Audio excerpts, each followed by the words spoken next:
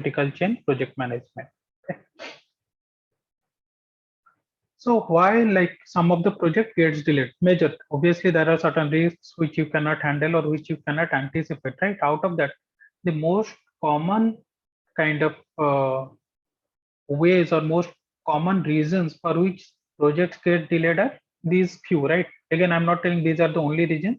These are the major, few major reasons.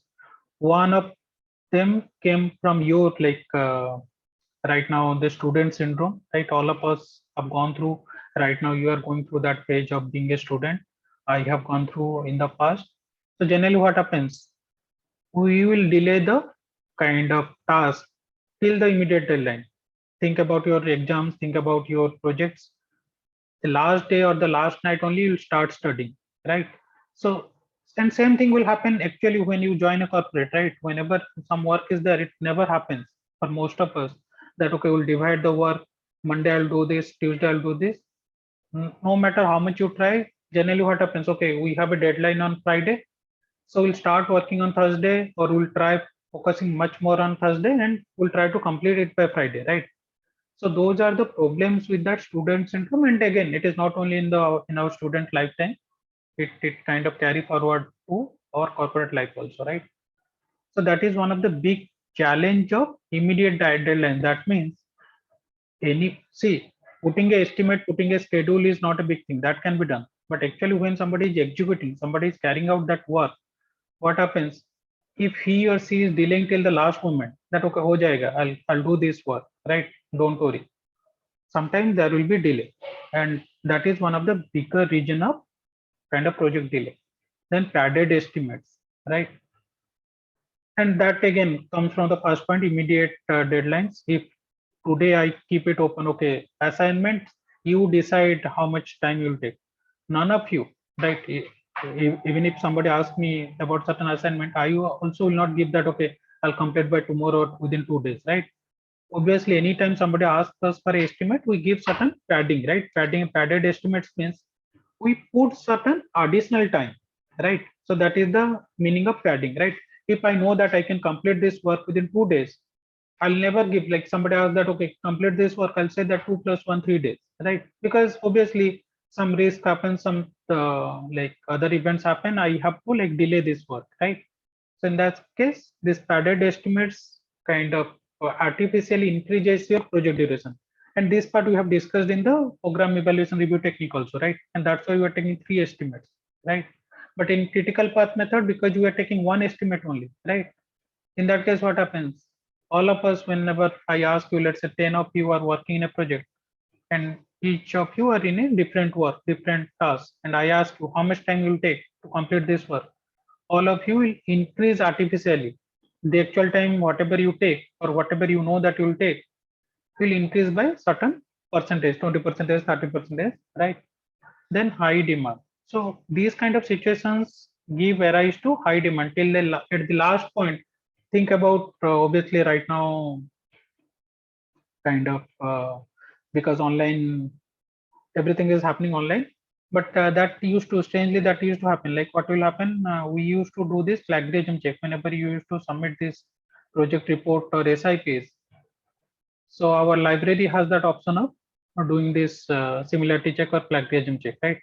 Generally, what will happen every like whenever a project deadline, and most of the time this is during the summer intensive project. All those 300 students, they had given 15 days or 1 month of time to kind of complete plagiarism check and submit in PGP office, and it must have happened for you also, right? So what will happen at the last moment when the kind of project deadline is there, you'll go and send your report to the library asking for plagiarism check, and those guys will be unfortunately get overloaded, right? At a particular moment of time, because we keep delaying our work, we keep certain padded estimates to save us. We keep our work till the last moment, and that last moment, suddenly uncertain resources. In this particular case, what happens on that software or on that resource? Whoever is doing a plagiarism check, he is suddenly overloaded. He has to kind of scan and he has to kind of go through or whatever the software process of plagiarism check of 300 documents, which could have been done within 15 days. Every day he could have done 20 checks, right? But unfortunately, what happens within 2 days or 3 days, he has to complete 300 document check, right? So this is the actual scenario. And again, in corporate also it will happen. Think about software development projects.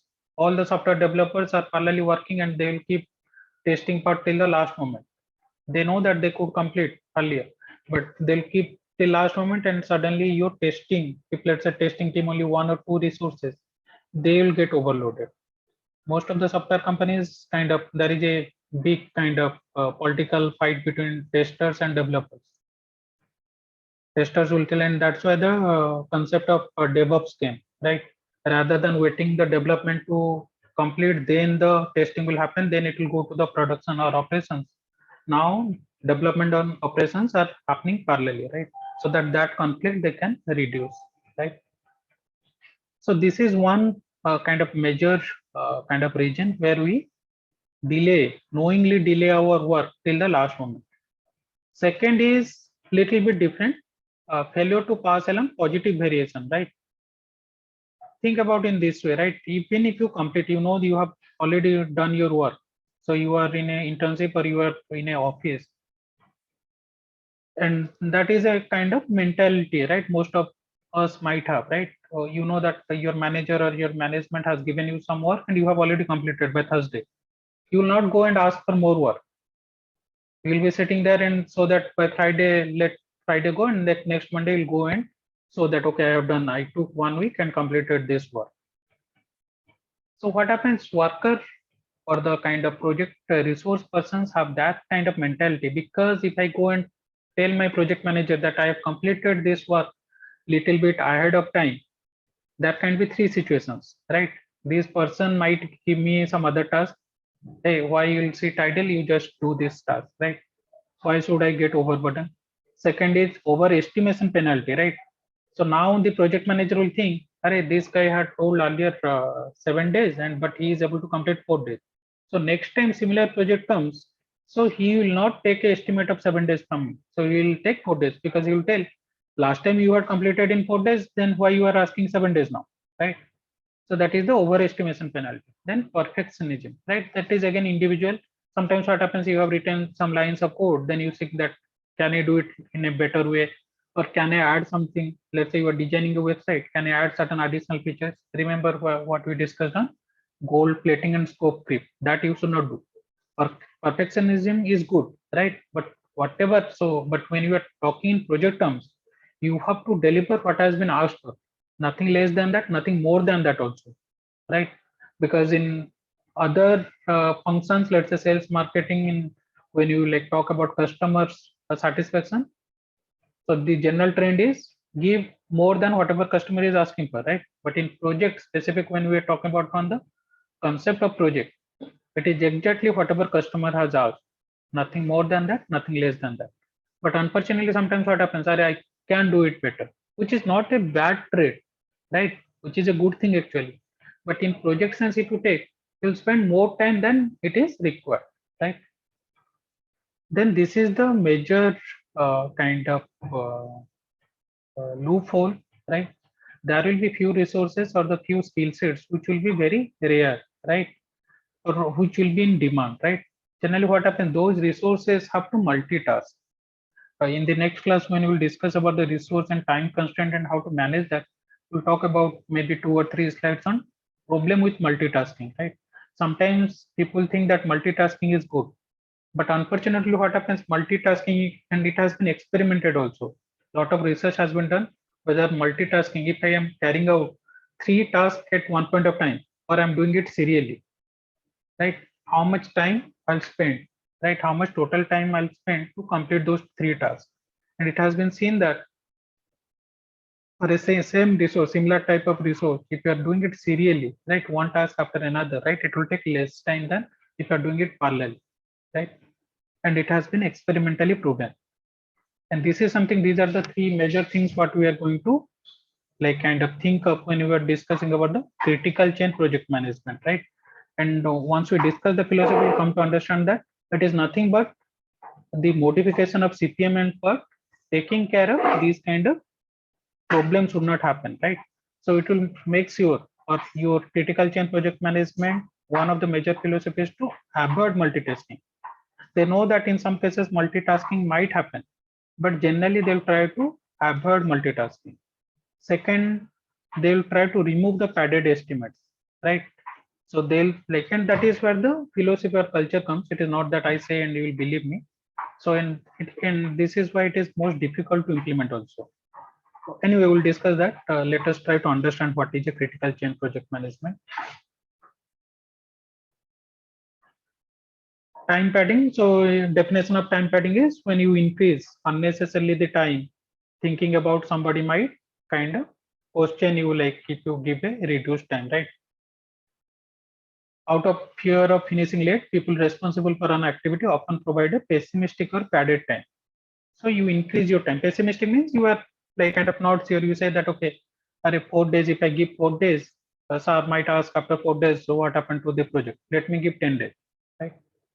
It results in an inflated estimated activity duration and hence longer duration project. So artificially what happens? If each one of you give padded time or pessimistic time, your overall time frame of the project increases, right? So this is the philosophy behind your critical chain project management. So this is the concept the person Goldratt developed first in the book called The Goal. Then from that he brought it forward and created the philosophy called critical chain project management. And this method is basically the example what he has given in that book is mostly for assembly line or manufacturing setup, right? So if some of you have gone to manufacturing setup or even not gone, seen some videos, right? So in assembly line, what happens? From one set of work has been done, then it will go to the next set of work, right? So generally what happens, there will be one machine on one resource who are overloaded. That means a lot of work is coming, but they're taking little bit of time because it might be a specialized work. The activity might be such that it is not a fault of a resource or a machine. The machine might be very modern, new one. The resources might be excellent, but that task itself, it will take some time, right? More time. So in that case, what happens?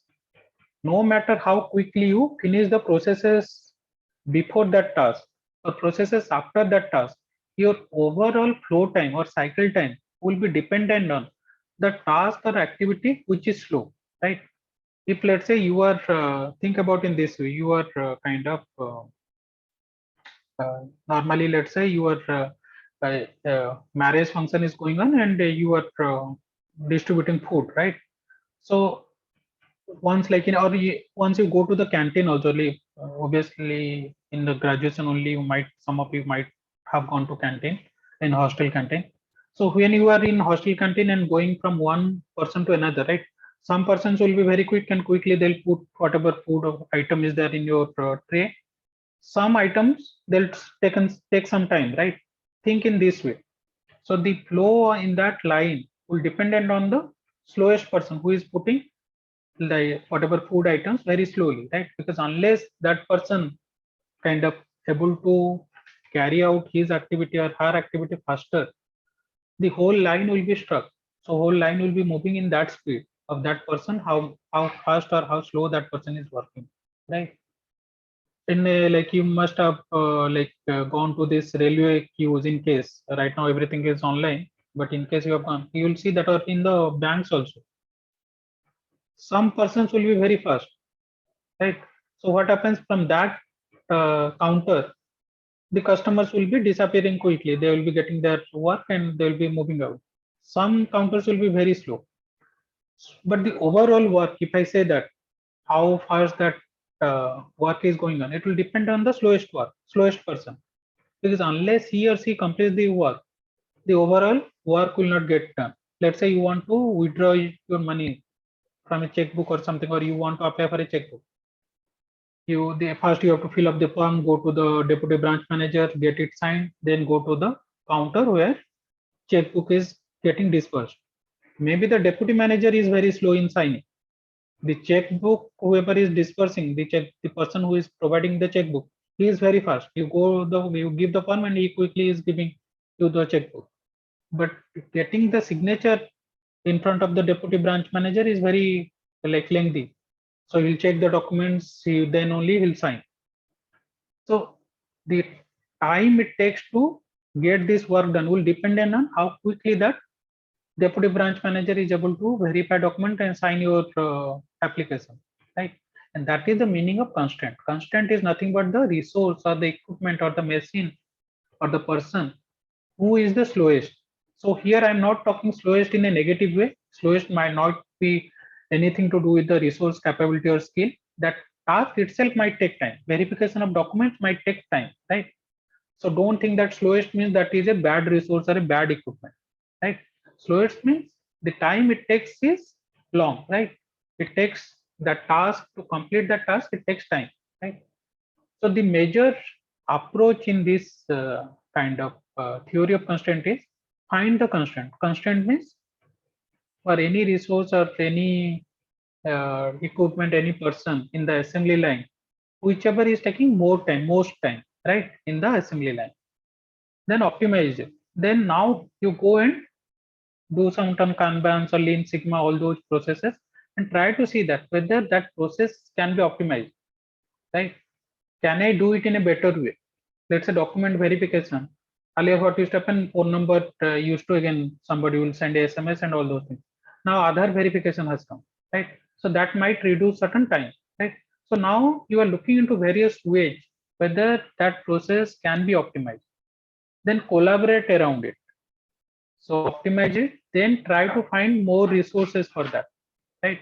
So once you find more resources for that particular activity or for particular task, that might reduce the time it takes to complete the task, right?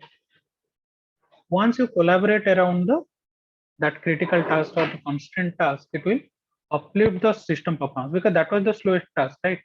Rather than 5 minutes, if it takes 3 minutes, just a moment.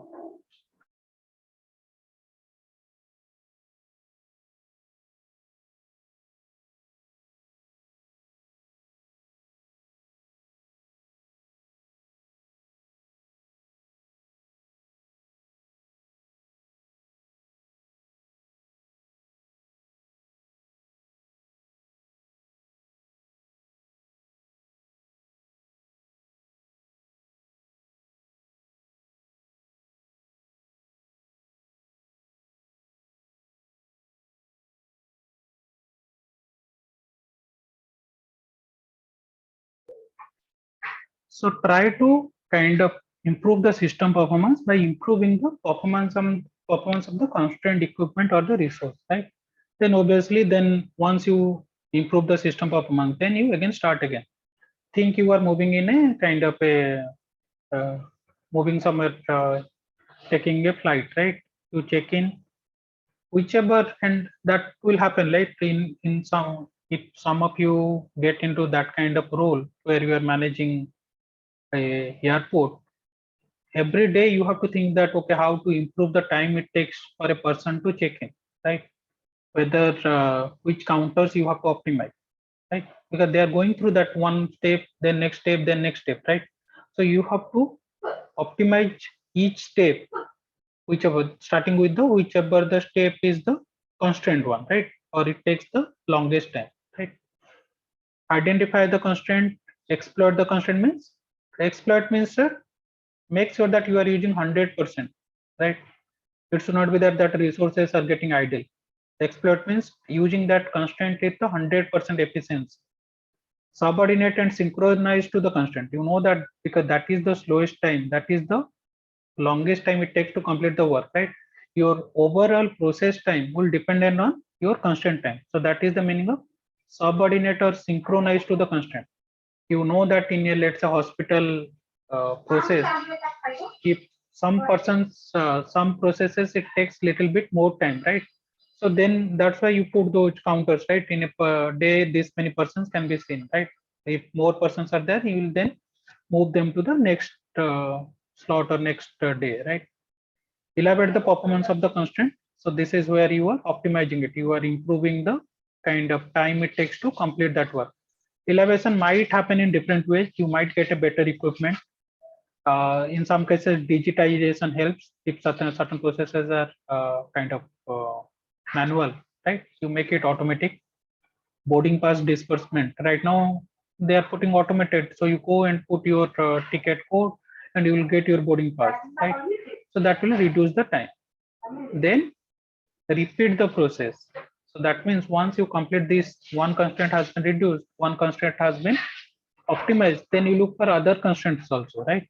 Do not stop till your overall system, overall processes has been optimized. Okay. Any questions or any doubt on this?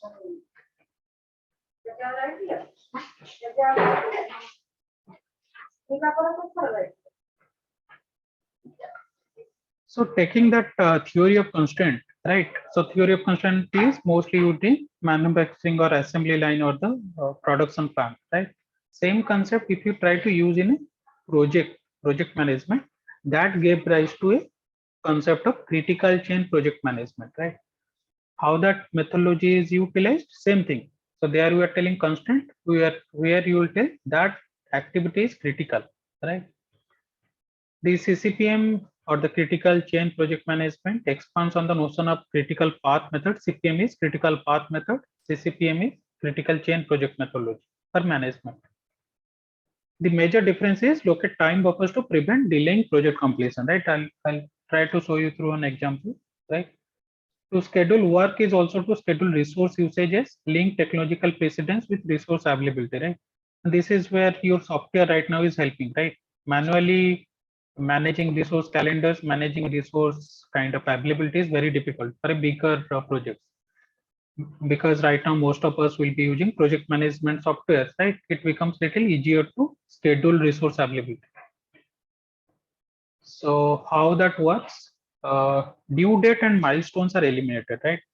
Generally, what happens if I am managing a project and all of you are working, and every day I have a meeting, or every 3 days I have a meeting, and I say that why you have not completed this, right?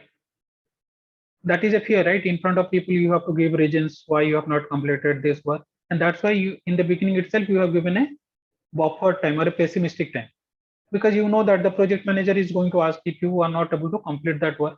So critical change project management is mostly a philosophy or a change in culture rather than a process change. Obviously, there are certain changes in processes, but these are the philosophical changes. So here, what are cultural changes? Here, what happens? The project manager is not going to bug you, right? Why, like, you have not completed this work on due date, or why milestone was not completed? Realistic estimate, 50% level, not 90%, right? So don't put that buffer, right? So remember, 50% is our expected time. Then we'll say that, okay, this thing might happen, the other thing might happen. Then we create the probability, 90% probability when we will complete this work. No blame culture. This is the most important. So if you do not, you need help as a project manager or as a program manager, I have to help you rather than questioning why you could not complete the work. Subcontractor deliveries work scheduled early start. ES means early start, right? Anything which is outsourced, anything which is not under your purview, which is not under the control of the project manager, is need to start early start. That means as soon as possible they need to start. That is ES or early start. Non-critical activities schedule late start, right? Obviously, that is also a philosophy in critical path method. Whenever there is a slack time, right, we can delay to the late start, right? Critical chain usually not the critical path, and that is where we'll see that what is the difference. Critical path is whenever the slack time is 0, those activities which cannot be delayed. Critical chain is the where the resources are constrained. Those activities or those kind of tasks where you have a resource conflict. Solve resource conflicts with minimal disruption, right? And that is where we will think of to avoid multitasking wherever possible, right? But we cannot eliminate that. Whenever possible, we will try to avoid multitasking, right? So first rule, no bad multitasking, right? So they're not telling no multitasking, no bad multitasking. When you know that there will be conflict of a person working on so many tasks, right? Try to reduce that. Try to ask that person to work at any point of time at only one task or one activity, complete that, then move to the next activity or task. Second rule is, which is the most important, shared safety using buffer, right? And here we'll try to understand different concepts of buffer. Think about your CPM or what happens? These, let's say these pink ones, 1, 2, 3, 4, 5, up to 10. These are the tasks or activities. So each of these being completed by different resources. So generally what happens, whenever I go and ask this resource, whoever is completing task one, apart from saying this, whatever, let's say this pink one is 10 days. Additionally, who would have put 10 more days or 8 more days. And to the project manager, he will never tell that, okay, it will take 10 days, it will take 18 days. So he's putting certain buffer. So that is the implicit buffer, which is known to him only, or her only. It is not known to the project manager, right? So what will happen? Actually, he or she knows it will get completed within 8 days or 10 days. But rather than giving a 10 days estimate, he has or she has given 18 days or 20 days estimate. Similarly, for second task, third task, for all the tasks, whoever is going to complete or execute that task, they have already given certain buffer, that is implicit buffer, right? So that is that added estimate, right? So rather than giving the actual estimate, you are giving the pessimistic estimate. So the philosophy is, as a project manager, you take whatever they are telling. Let's say there are, for the first resource told 18 days. I'll just reduce it to 9 days, right? So how it will happen? Take all the buffers, whatever the buffers are there, I'll take. So I'll assume that each of the resources has given actual time duration, whatever is that, they have just doubled it, right? So let's say if you would have taken 10 days, they have given 20 days each, right? So I'll reduce the time, whatever they have given, by half. So 50% I'll take out of that. I'll add them up. That's a total duration. It came as total buffer duration came as 80 days or 70 days. Then I'll reduce again that time by half. That will become my actual buffer. So let us try to understand through an example. Then we'll come back and like try to explain that why we're doing this. So try to see that in the top of the this slide. So I have how many? Five tasks, right? A task will take 10 days. B task will happen after task A has been completed. That will take 50 days. Similarly, C and D. C task will take 20 days and D task will take 10 days, right? If I ask you which is the critical path, right? A, B, E, that is 10, 50, 30, that is 90 days, right? So if I go by the critical path method, I'll go and say that this project will take 90 days, right? And this is the slack because these are the two non-critical activities. This is the critical path which do not have a slack. Here I have a slack after this activity D10. That means this activity can be delayed by whatever. Let's say this is how much? 50, 10, 60, and 90. The overall 60 days. By 60 days, these two activities can be delayed. Overall, combined 60 days, right?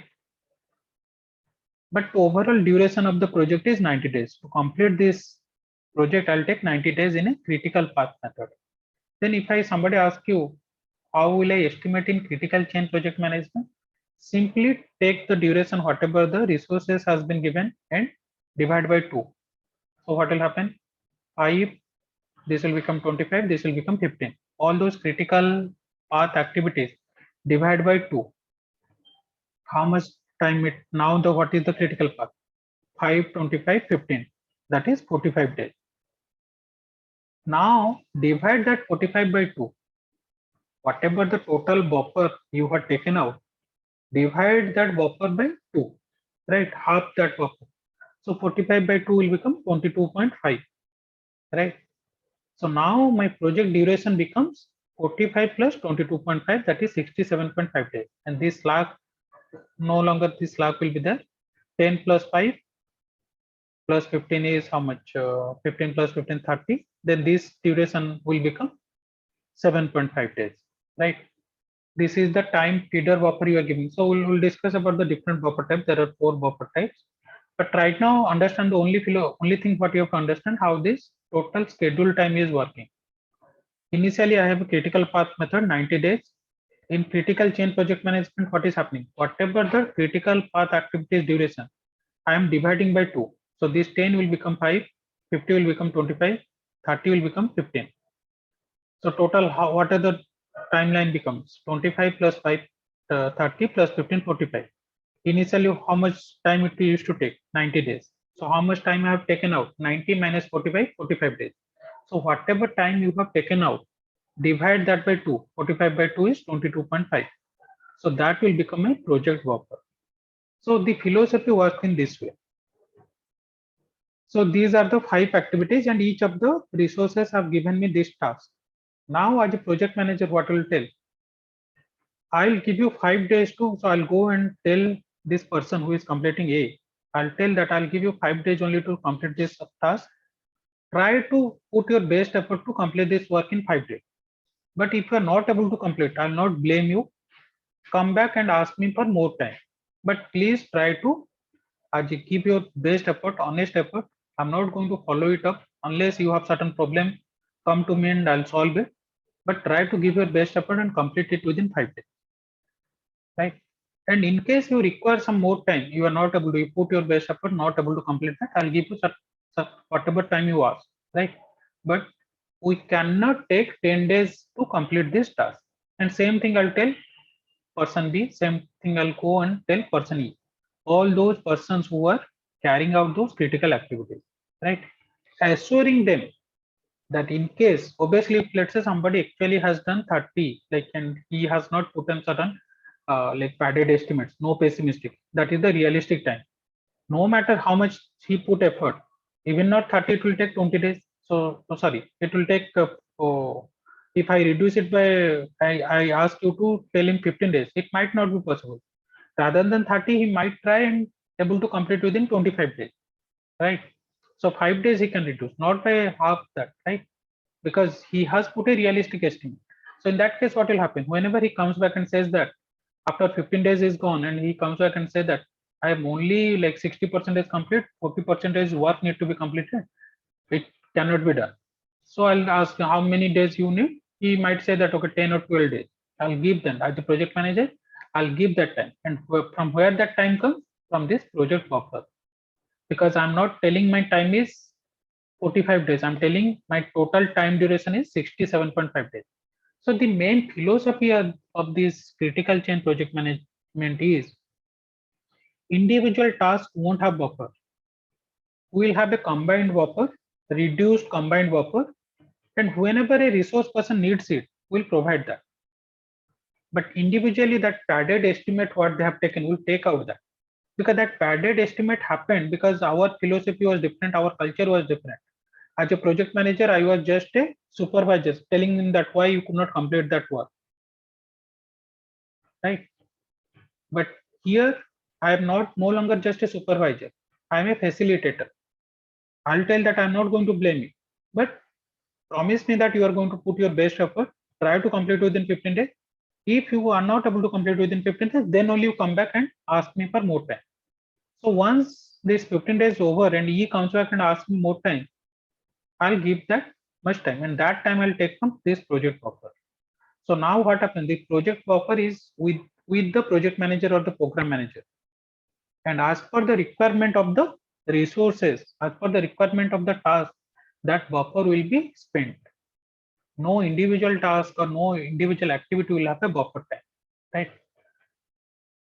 So try to do it on your own. Same step what we take. First find out which is the critical path. Whichever critical path, divide it by 2. Try to tell me now what is the total, if I say that how much time this project will take, what is the answer?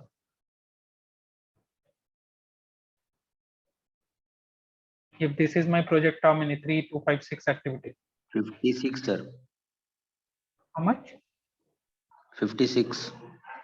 56. How did you get 56? Sir, 12 plus 12 plus 12, 10 plus 10, sir, 56. No, this 20 is also activity. So these are 3. Sir, in the last one you have you hadn't included that the E part also. Yeah, it was there, right? So this was there, right? E was 30. A, B, E. Sir, here it is A, B, C, D is total is 90 days, sir. 50 plus 10, 60 or 30, 90.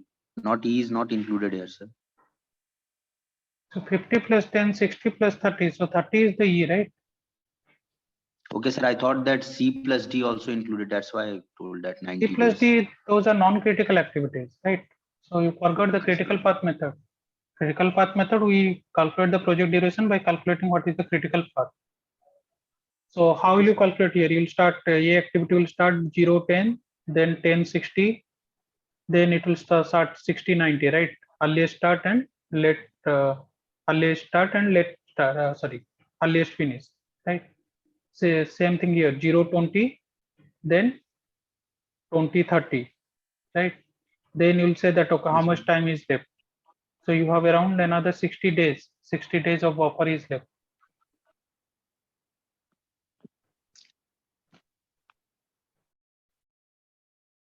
So here again, same approach, critical path method. So first step of critical chain project management is calculate the total 52, sir. duration, 52, right? Then, sir, yes, sir, 52. Then what is the next step? What about the critical path activities? 52 divided by 2, sir. Not 52 divided by 2. First, reduce the time for each of them. Then your critical path might also change because you Yes, never sir. know. This in this case, it will not change, but sometimes it might change. So whatever your critical path activities, reduce that time by 2. That means this 10 will become 5. This other 10 will become 5. Then this 12 will become 6. Then this 20 will become 10. Right? So now what happens? Yes, sir.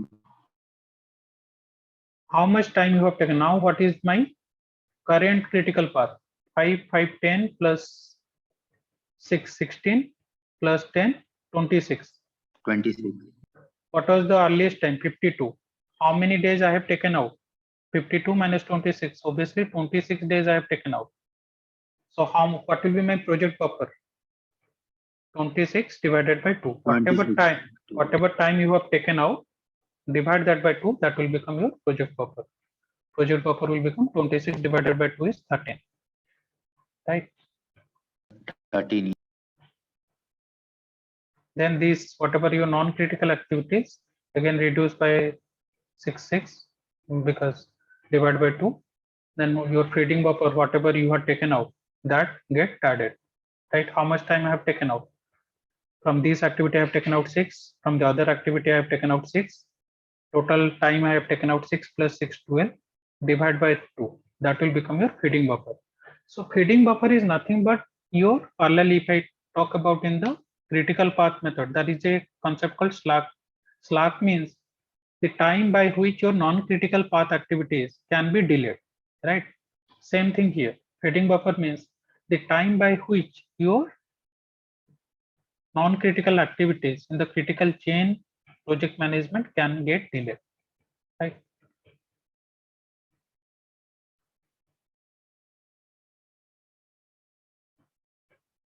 And any questions? So what will become my project duration now?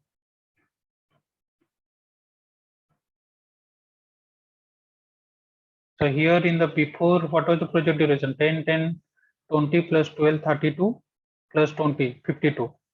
Now what will become my project duration in the critical chain project management? 26, sir. 26 plus project buffer, right?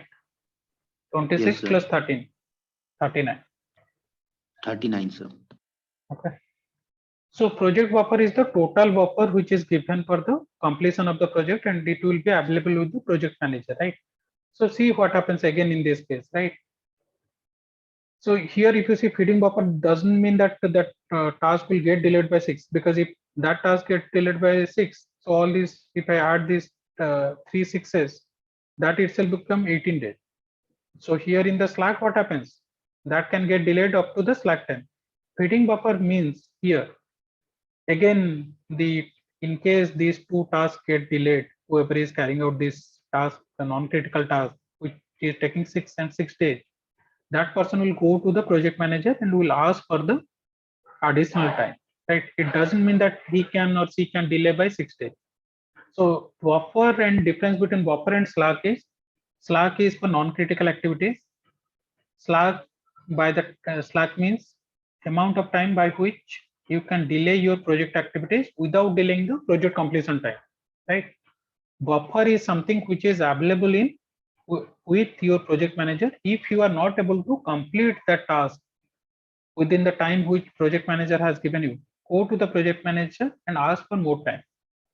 So in this again, I'm asking like the same thing. Let's say this 556, the person who is handling this, completing this task, which is taking 6 days. Let's say he is not able to complete within 6 days. Now what will happen? He'll go and ask the project manager. So he'll say that, okay, I need 3 more days. Project manager will give that 3 days. So now what will happen? These 5.5 days were completed on time. These tasks will become 9 days because he was not able to complete within 3 days. After completing this, 5, 5, 10 plus 9, 19. These tasks starts. How much time the project manager has left now? Project buffer was 13. He has given to the person who was doing the task activity 6, right? So project buffer only 10 project buffer would have left, right? So the project manager is no longer managing every task or every activity. He is only concerned with the project buffer. So he is only managing the project buffer, saying that, okay, whoever comes to him, how much time, extra time he or she can give, right? So now the challenge or now the objective is to manage your project buffer, right? The buffer time which is available to you. Because if once that is spent, you won't have any more time to give to your resource persons. So as a project manager in the critical chain project manager, you are managing the buffer. Where in the critical path method, you used to manage each individual critical task or activities. So feeding buffers. So project buffer is the which is at the end, right? Feeding buffers provide the answer to the question when to do non-critical activities as early as possible or as late as possible. Generally, so that is two things we discussed. If something is being outsourced, that activity is being done by a third party, we try to start as early as possible or early start. If it is done in-house, right, within the project team, right, as late as possible, but without impacting the total overall project time, right? Then what do you think? If overall project buffer, what we calculated 13 days, right? Let's say I calculated 13 days. Shall I inform each one of you that, okay, as a project manager, I have these 13 days. As a project buffer, any of you need any time, you are not able to complete within time, you come to me and I'll allot you some extra time. Shall I inform you or shall I not inform you? Inform, sir. Why we should inform? Sir, because that there is a differ in a time, that's why buffer, if the time is increase or decrease as per the expected time, then we have to inform to the manager, sir. Not to the manager, I'm talking about the resource person. Those, see what has happened, the initial estimate that given me 10 days, 10 days, 12 days. Now as a project manager, what I'm telling, no, you complete within 5 days. The person who has told me that he will complete within 10 days, those two persons I'm telling, no, you have to complete within 5 days each. The person who has told me that he will complete within 12 days, I'm telling him you have to complete within 6 days, right? And the task which was supposed to take 20 days, I am asking that person to complete within 10 days, right? And obviously, I am telling them the philosophy that I will not blame them.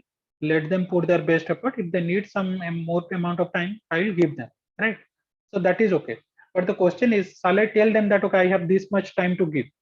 This is my project buffer, 13 days.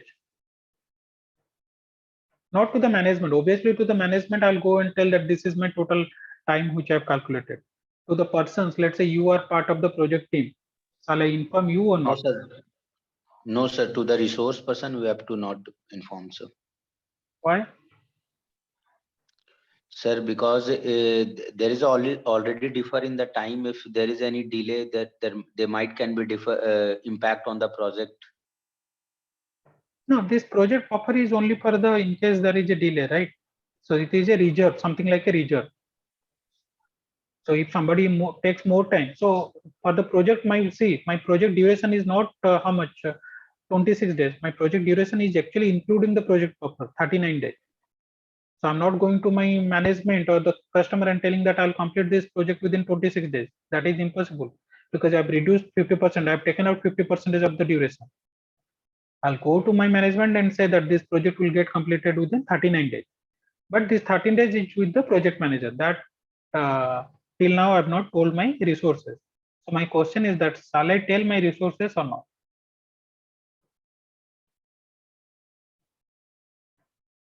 Any other question? Sorry, any other answer to that? Should I tell the project buffer time to my project resources?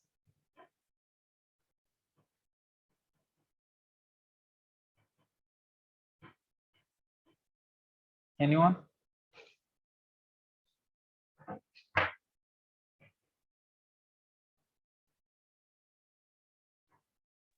So there is no need to tell the actual buffer time. We can give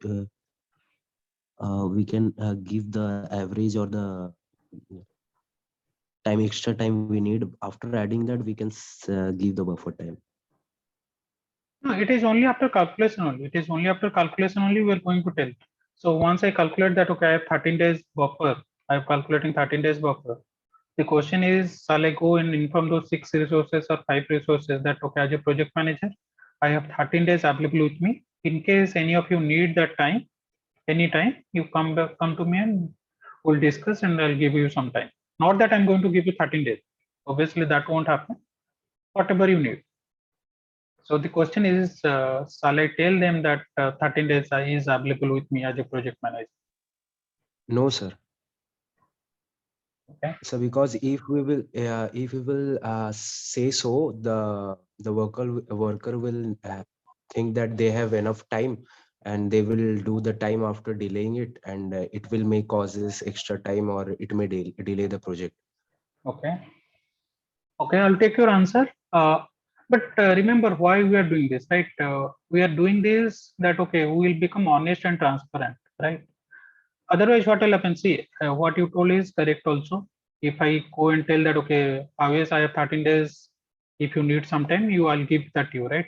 That might be like same thing might happen. That student syndrome might again happen, and you might delay whatever work you are doing, right? But other way to look into this is that as a project manager, when I am asking you for a being transparent, being honest from your side, putting the best effort, right? But I'm hiding that number because somebody is going to ask that, okay, like in case I need more, what is the time we can like kind of maximum time we can get, right? So then I say that, okay, I have not calculated or that I do not know, right? So that will be something like kind of a hiding something, right? So again, it is more like I said, critical change project management is mostly of the cultural change, right? If I say that, okay, as a project manager, I'll not give that number, I'll keep it hidden. That is one way to go about it. But in that case, what will happen? Next time that person is giving me an estimate, so he knows that I'm going to reduce it by half, right? So this time, rather than giving 10 days, he will tell me 20 days. Now each one of them again double that because they know that anyway I'm going to reduce it by half, right? So generally, like being transparent, being honest, because when I'm asking my subordinates or project resources to be honest or to give their best effort from their side, right? Ideally, we should tell them the number, right? Uh, so otherwise, what will happen? They themselves will try to build. So what actually we're trying to avoid. So rather, once they know that this project manager is just dividing by 2, so they will increase by 4 times, so that even if I divide by 2, it will not matter to them, right?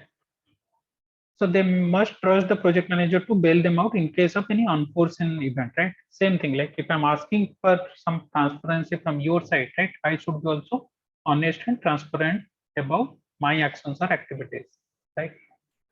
So project buffer, feeding buffer we discussed. Project buffer is the combined buffer time which is available to a project manager in case some project resources needs that, they'll ask for that, right? Feeding buffer we have discussed. These are for the non-critical activities, similar to Slack, right? But again, it is not a right. It is not that, okay, I can delay by 6 days or 10 days. If there is a requirement, those tasks can get delayed to certain maximum extent. Then something called milestone buffer. sometimes what will happen, your project buffer, whatever 13 days, but your milestone buffer might be less than that or more than that. Your client or customer might need certain tasks or certain deliverables to be completed, or the final project need to be completed within a certain time, right? So similar to project buffer, but used when a project phase or a milestone as a fixed due date, right? So that fixed due date will come from your client or customer. So they'll say that no, you have to complete within this time. Let's say next February 28th or March 3. Let's say my whatever I have calculated, my project duration is till February 5th, including the project buffer. So on project 3 or March 3, I'll put a milestone buffer saying that that is a requirement from client side, right? So that will become a trigger to me that, okay, though I have calculated my project buffer and total project duration, from the client side, they need everything to get completed 2 days earlier. So that becomes a milestone buffer. Then resource buffer. Resource buffer has to do with a multitask or when a resource is involved in multiple projects. I'll show you an example. So in that case, what happens? A trigger will happen. So resource buffer in this case, it can be a simple email also, right? It necessarily not a time. It doesn't have actual time or time limit to it. So generally, what happens? Let's say I am working as a project manager in one project. Other project needs to start, right? So whenever I am in the last phase, I'm completing this project, I am almost done, I'm just completing the documentation. One email will go and say that from the project software that, okay, this person has completed his earlier activities and he is getting ready for the next project. So that is something like a triggering email saying that, okay, this resource is now getting ready for the next project. And those resources will be critical resource, right? And that is how you manage it, so that whenever he is ready, you will be given the next project. There won't be any delay, right? An early warning or countdown to the start of a critical activity that ensures that resources are ready to do work on the critical chain as soon as all preceding activities have been completed, right? So because what we are managing in critical chain project management, we are managing the critical resource. In the critical path method, we are managing a critical task. Here we are managing the resource who might be overloaded, who might be doing multitask, right? So we are trying to see that basically no bad multitasking.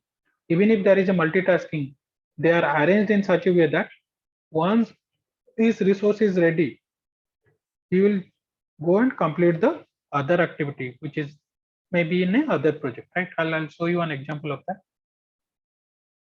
So we discussed two rules. One is no bad multitasking. Second rule, which I shown you certain example, that is a shared buffer.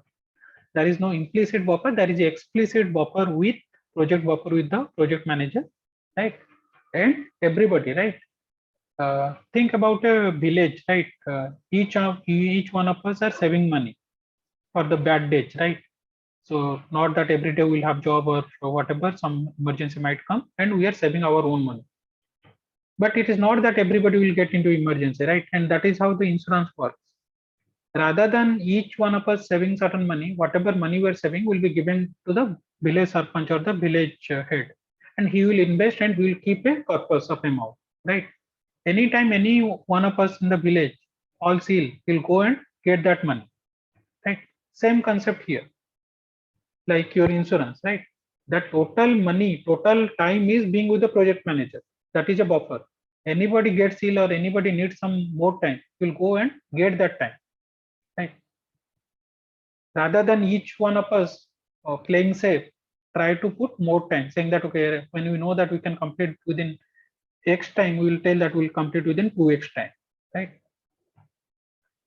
So management focuses buffer. How you are managing the project? Managing the buffer, right? You are no longer concerned with which task got delayed, which task got there are issues, right? You are managing the buffer only. How you manage buffer? So you look into by the time, let's say in this task, so you have to create a chart like this, how much work you have completed, right? How much project has been completed and how much buffer you have consumed. So in the y-axis we'll put the buffer consumption, how much time from the project buffer has been consumed, because someday one resource will come and he will tell that I'll need 2 more days. So 2 days has gone, right? So your buffer is getting consumed also. So let's say if I one project is in a such a stage, what will see? So when the project was 10% complete, around 10 or 15% complete, the project buffer which was consumed was in the green. That means it was okay, right? We have consumed certain amount of buffer, but it is manageable. But when you, let's say we have almost 60% done, it has gone up to yellow. That means we have started consuming more buffer. The buffer which is living or which is remaining is very less, right? So as a project manager, what I am looking into, not as an individual task or activity, I'm looking into how much buffer I have left. So the more buffer I have left towards the end, it is better, right? If I'm consuming, so if here if you see how much buffer has been consumed, so in each stage the amount of buffer getting kind of lower, more depending upon the work completed, right?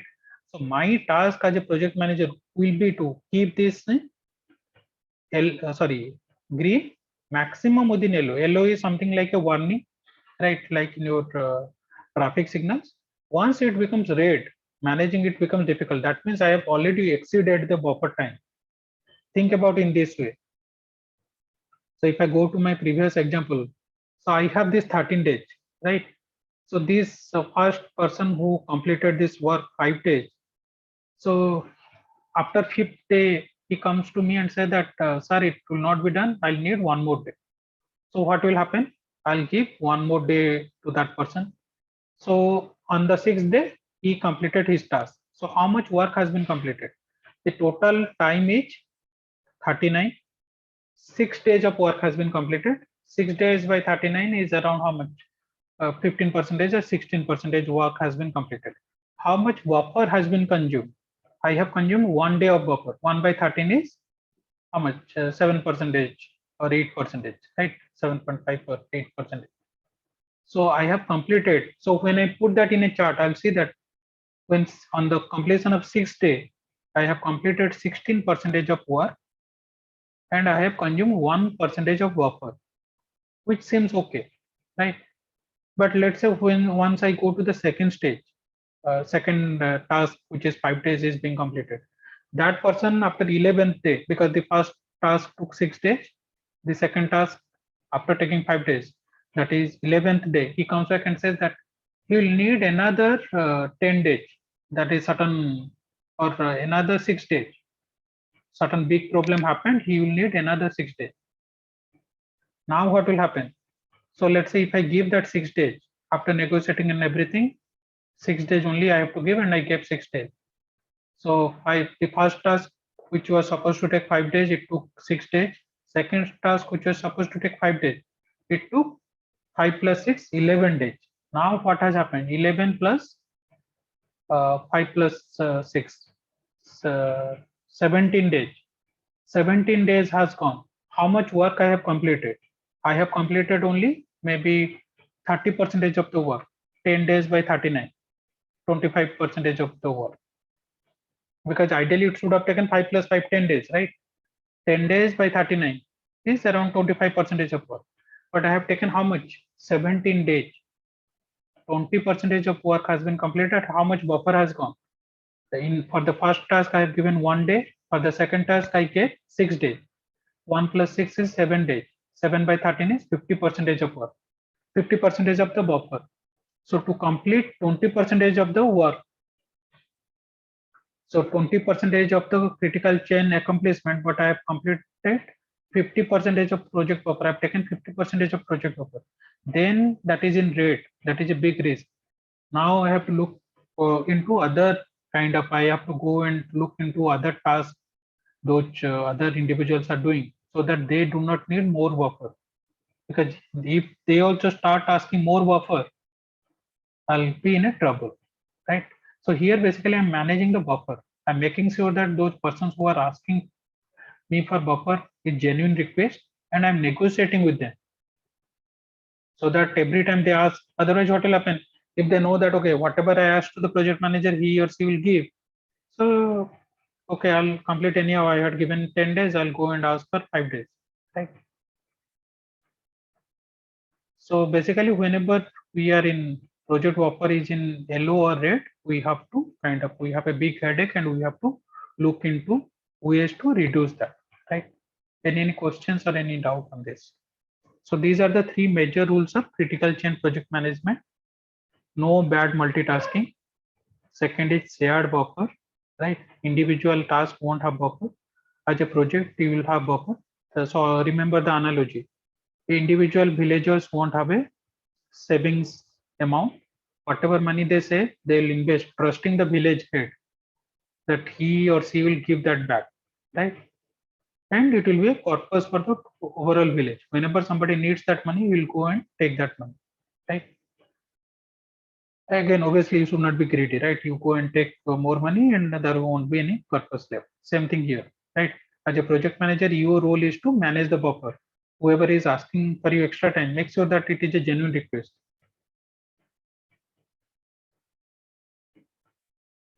So critical path versus critical chain, not necessarily always critical path will become critical chain. If there is a resource, right?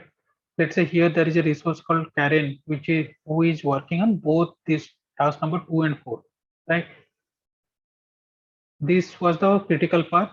Task 1 to 5 was the critical path in the beginning calculation.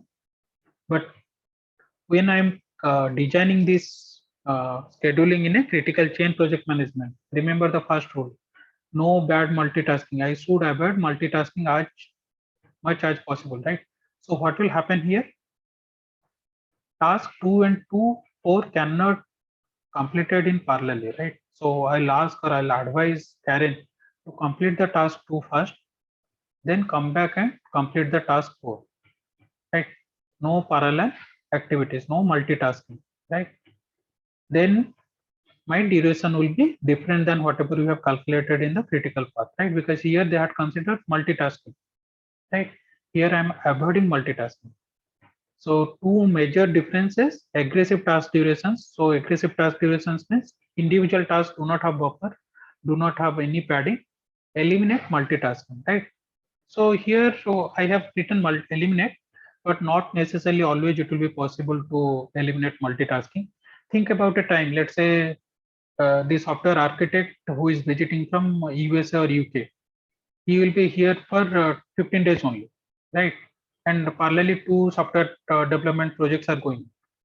So in that case, parallel task has to happen, because once he goes back to his country, a lot of discussions might be difficult to happen, right? So in those situations, you might think of having certain kind of overlap multitasking, but generally the philosophy is to avoid, right? No bad multitasking. Critical chain is defined as the path connecting activities that require same critical resource. So we are depending whichever resource. Karen is the resource which is critical resource. Why she is critical? Because she has the multitasking role. She is working on two major critical path activities. So I am managing that. How am I managing that? I am asking her to complete one activity, then start other activity rather than multitasking it. And for that, if there is an increase in my time also, I'm okay with that, right? Inherent variation is managed and controlled through buffers. So those are the two buffers majorly: feeder buffer and your project buffer. Resource buffer, I'll show you resource buffer example. Any questions on this?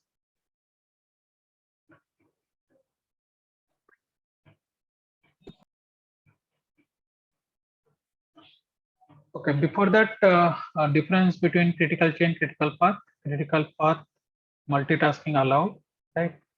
Critical chain, no multitasking. Here buffer for the whole project, here buffer for individual activities. And that is what each individual person gives a padded estimate, right? Estimated duration don't include buffers, estimated duration include buffers, right? Because each time whatever the resource person is giving, because that buffer is implicit. I do not know. As a project manager, he is not going to tell that, sir, I'll take 10 days, but I'm putting 4 days buffer. No, he'll say that, sir, I'll take 14 days on. Delayed start of non-critical activities. Non-critical activities start as soon as possible. Here, when I say delayed start, it is for the which is the task which is in your control. You are managing that. If it is outsourced, it is for a third party, that again need to start as early as possible. Activity is often completed ahead of schedule because see, we are reducing a lot of time. We are trusting people that they will try to put their best effort, right? So this is again a kind of a, if everything goes well, right? Again, like reality, it might not be so, and we'll look into some of the negatives or some of the disadvantages of critical chain project management in the last slide. No simultaneous critical activities. Simultaneous critical activities possible, as you saw in the last slide. Karen was multitasking 2 tasks, right? Here we are not putting. We'll make sure that one task get completed, then we'll go to the other task. Relief from day-to-day business when working on critical activities.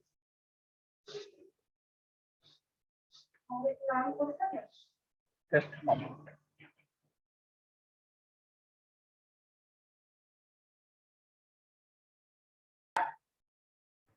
So here basically the idea is, remember what used to happen, that if I complete this task within less time, right, and I go to the project manager can assign me other tasks, right? In critical path, it might happen. If let's say you are a good resource, you are able to complete within time, you go to the project manager, he will give certain other non-project related activities, right? And that is what used to happen in critical path. Here, ideally, again, philosophically or cultural kind of lot of effort from human resource department has to happen. Those resources only will work on project related activities. No other task will be given to them. No other task, right? So they are, because already I'm reducing their 5 days of time, half of that time, right? And along with that, if I say that you also do other tasks, right, it won't be possible.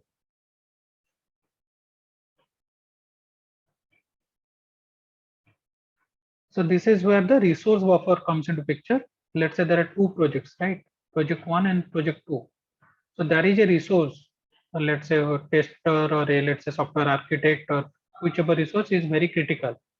That means he is the only resource available who can do that kind of activity. He is working on this project, right? So how does resource buffer work? Once he start completing this task, one automated message will go to this project manager too, that this guy will be available within next 5 days, 4 days or 3 days. So be ready with all your other activities, because once he is coming to your project, you should not wait.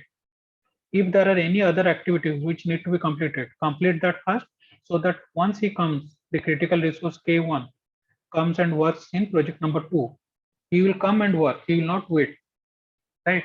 And that is where the resource buffer works. Resource buffer is like a, once in the project management software he start putting in time, right? Okay, I have completed 20%, 30% of this task. Once he completes, let's say 70% or 80% of the task, one email will be triggered to the project manager too, saying that within next 3 days, this critical resource will be free from the project number 1. Make sure that you are ready. So he'll go and complete the activities, right? Think about a doctor, like surgeons. Surgeons are very critical resources, right, in a hospital. So what happens? The surgeon who is carrying out a surgery, right, and after that he has to go to the next surgery, right? What happens? Once he is almost on the stitching, he has completed the surgery and completing the stitching part, right? One nurse goes to the other like kind of surgical area, operation theater, make sure that they are ready, so that when the surgeon comes to the next operating theater, everything is ready. He is not coming and waiting, right?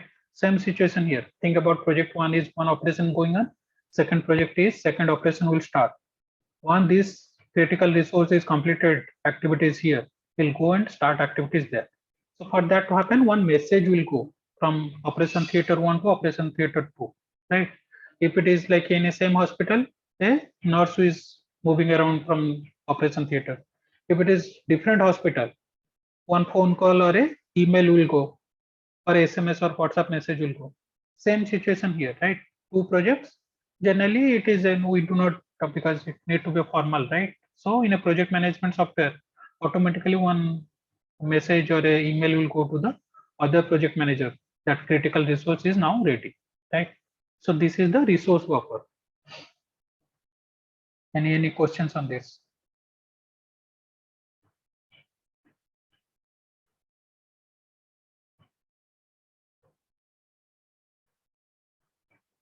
So project fever chart versus portfolio fever chart. So this I have shown you, right? Fever chart is basically how we measure our buffer consumption, right? Percentage of buffer use, percentage of project complete, right? So like I shown you in the previous slide, right? So you have to measure how much project tasks are getting completed and how much buffer you have already used, right? If it is something beyond, the ratio of project buffer is more than project completion, you are in trouble. You have to make sure that buffer usage is getting reduced, right? So if I'm doing it for a single project, task wise, that is a project fever chart. If I'm doing it for multiple, as a program manager, I have to handle multiple projects. So it will not be possible to put so many lines in this chart, right? So rather than putting lines, what I'll show, I'll put each project as a dot right here. So the major difference is here it is a single project where I'm managing the task, where I'm managing the buffer of each task. Portfolio fever chart is for the program manager or the portfolio manager. He is looking all the project at a single point of time. Project C and B are doing good because they are good percentage of project completion and they have used less buffer. Project G, E, and A are warning, they are yellow. I have to look into that. What is there any problem? Why there is like more buffer consumption? Project H, F, and whatever B or D, right? So they are already red. Mistakes has happened. More buffer consumption has happened than project completion. Then I have to look into what was the problem, right? Any doubt between what is a project fever chart and portfolio fever chart? In a project fever chart, you are managing only one project. In a portfolio fever chart, you are managing multiple projects, right? You are visualizing multiple projects.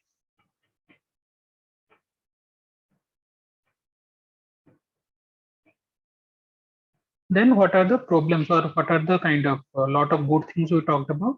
Some of the negative things are pretty of CCPM. We are not putting milestones. Yes, there is a milestone buffer, but individual milestones in between. Because remember, milestones are 0-day activities, which is very much important to the project. We know that, okay, we have completed very big thing inside this project, right? Not significantly different from POT. POT also we used to calculate some expected time, right, with certain probability. Here, what we are doing, you are calculating certain buffer, right? So here, like CPM, only one time deterministic time, POT stochastic time, here buffer time, right? Those are the three concepts. Unproven at the portfolio level, right? So managing multiple projects with multiple critical resources, right? Yes, some organizations might have done, but we do not have a lot of research data on that, right? Single projects, yes, it has been seen that single projects have done well, but not on like the example what I showed, multiple critical resources, multiple critical projects. Anecdotal support only, right? As and when somebody has uses and succeeded in it, right? They came and praised that, okay, CCPM has worked, right?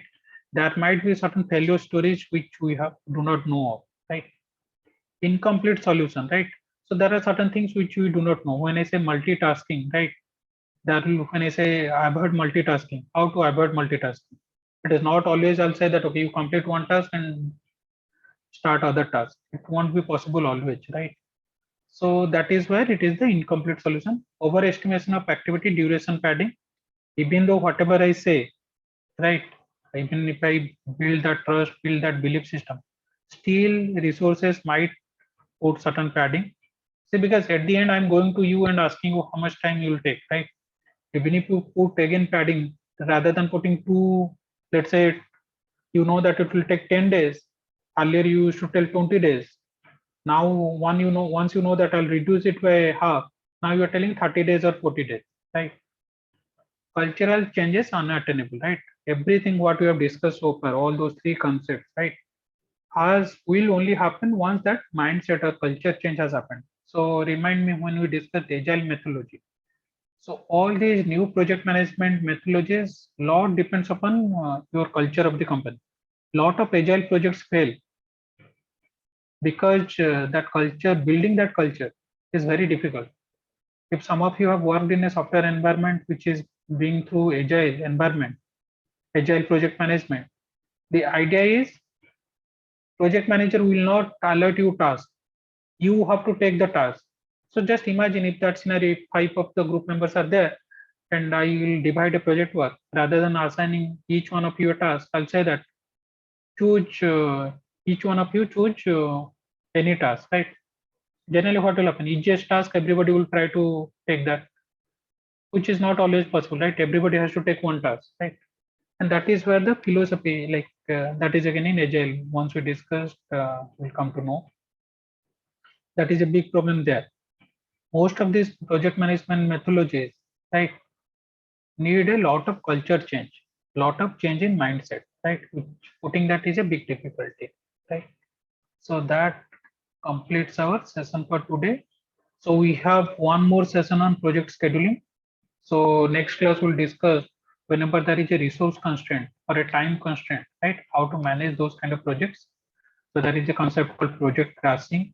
Can we put more resources? Can we put more money so that project can be completed within time what was supposed to take, right? So that once we complete on February 22nd, right, you will have your project demo, right? Today I could not show you. So next class, after I complete the slides, I'll try to take 5 or 10 minutes and take one software and try to show you, right? How to like kind of build a project Gantt chart, right? Or a schedule. But like I said, whichever software you have taken, now is the time. Today is 8, because 15 days or 30 days anyhow you will get a trial time. Download it so that you are ready for the February 22nd presentation, not presentation, demonstration. So that's all from my end. Sir, Yeah. so can you mark my present tense? Can you mark my present? Roll number. Sir, same here. Sir, Sheetal, 20202211. Okay. Anyone else? Sir, yes, sir. 265. 265. 65. Anyone else? Sir, Iman joined the company, so he just asked me to inform you. He's early joined. Yeah, any of that, I think placement department will send an email. I'll just ask him to send me an email, okay, whenever he gets time. Okay, sir. Okay, chalo, take care. We'll meet next class.